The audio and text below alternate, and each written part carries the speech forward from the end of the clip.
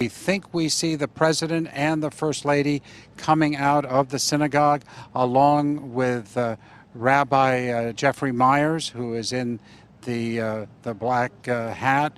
As you can see, the president and the first lady, and there's Ivanka and Jared right behind.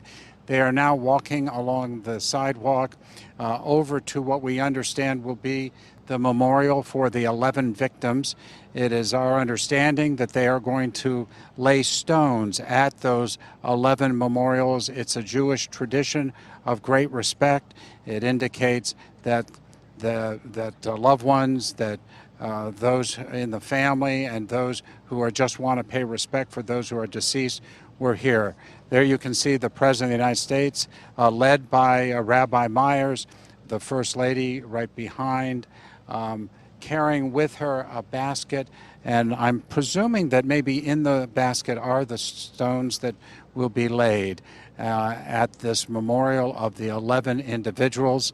Our photojournalist Steve Willing is getting as close as he can to the scene, and you'll see the president now is picking up one of the stones and laying it on the memorial to Irving Younger. First Lady is doing the same thing. Again, this in the Jewish tradition is a great sign of respect, and it looks like he's moving down. There's Melvin Wax, again laying stones, both the President and the First Lady. So Ken and Julie, I understand you're there. You can see what's happening here. It's really a moving ceremony for the President of the United States, again showing respect. A controversial visit just behind me. I can hear protesters shouting, but nonetheless the President is here. This is his first stop in Pittsburgh on this particular visit. Ken, Julie, I'll toss it back to you. John, thank you. It is Ken Rice along with Julie Grant. Now our thanks to Stacey Smith and Susan Copen. We will be continuing the coverage during the 5 o'clock hour now, and if you have been there to the corner of Wilkins and Shady, as many Pittsburghers have over the last couple of days, I was there myself last night, it is a remarkably moving scene with those Stars of David and all of the flowers, all of those rocks having been placed, the notes, the balloons, the personal mementos. People have come there to pour their hearts out. And it has at times been very crowded. There have been a lot of people there, at times singing and praying, and at other times as silent as you can imagine. So on one side you have these stars and this makeshift memorial and so many people coming to pay their respects. Just on the other side of Wilkins you have media from all over the world set up. And still, what I was struck by when I was out there is the quiet. How quiet it was, Ken, right. We've seen different tributes set up in different parts of the city, things like buildings lit up in blue downtown across the sky to honor all of those victims and honor the heroism of all of the first responders and police officers who rushed to that horrific scene on Saturday.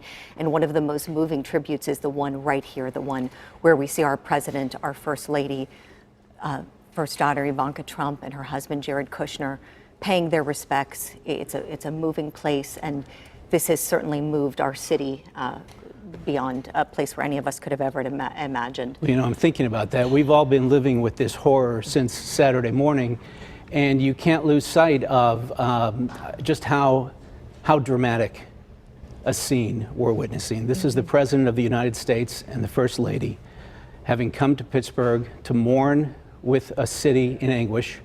The Rabbi of Tree of Life, Rabbi Jeff Myers, alongside the First Lady.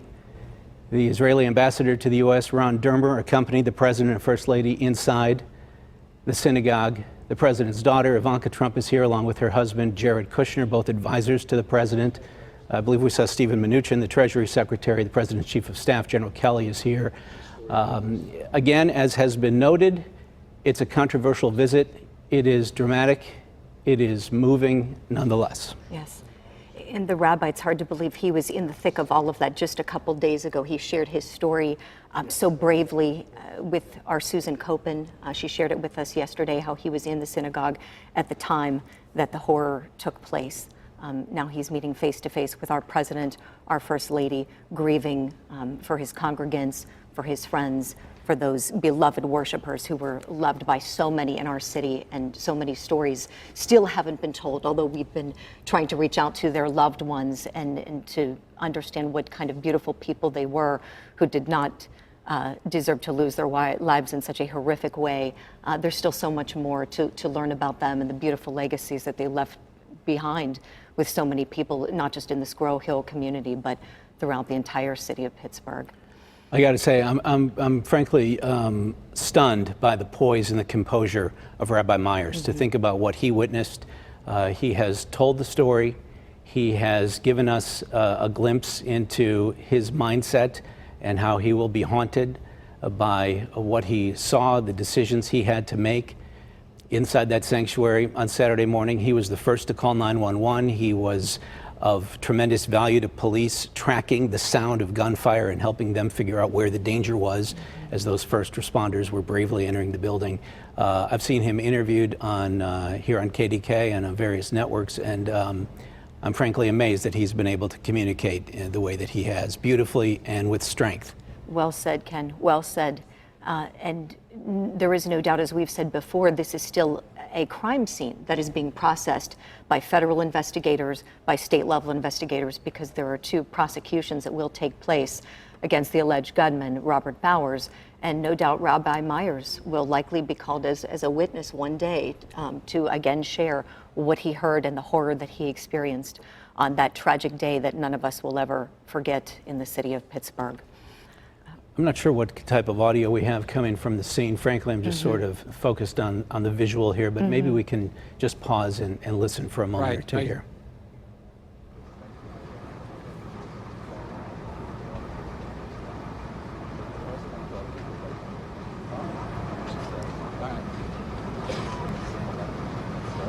All right. You want to open?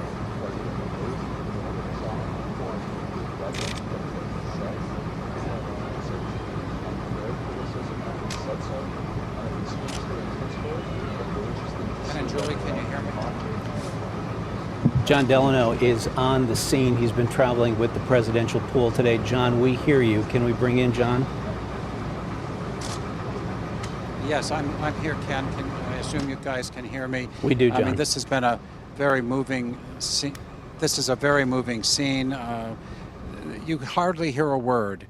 The president, the first lady, daughter Ivanka, son-in-law Jared, have gone down the line of the 11 victims.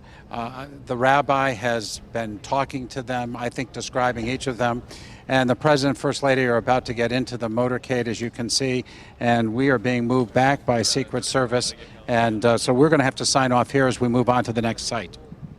John, have you confirmed what that next site is? We had understood it would be to the hospital. All right, perhaps John has already signed off. He is under the control of the White House as they are sort of shepherding this pool along with the president and first lady and Ivanka and Trump and Jared Kushner. So John will be on his way as the presidential motorcade leaves. Our understanding is that the president was going to go meet with first responders. We believe at UPMC Presby.